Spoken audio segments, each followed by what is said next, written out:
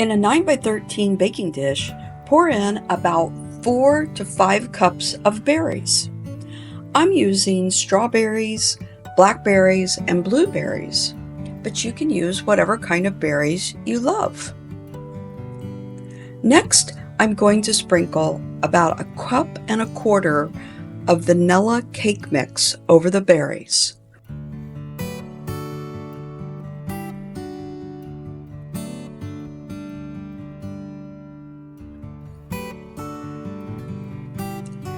Now here's the twist. I'm adding about 1.25 cups of sparkling berry flavored water. I'll pour it over the dry cake mix and berries.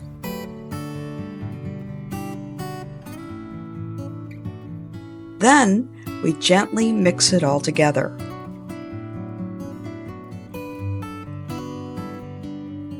You can also make this gluten-free if you'd like.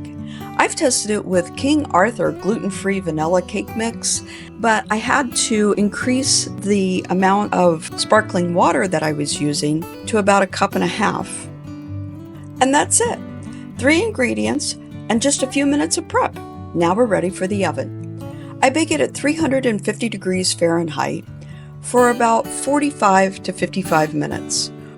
The recipe says that when it comes out of the oven, you should let it cool down for a little bit. But to be really honest, it's kind of hard not to dig into warm cobbler. So we like it with a little vanilla ice cream on top, and let's take a taste.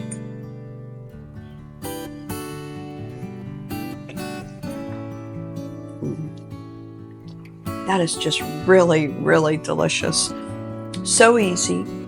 I hope you enjoy this recipe as much as I do and my family. I know they're very happy when I make this. So if you like this recipe, make sure you check out my other video, my mom's secret strawberry muffin recipe. And thanks for stopping by Everyday Eats with Ellen.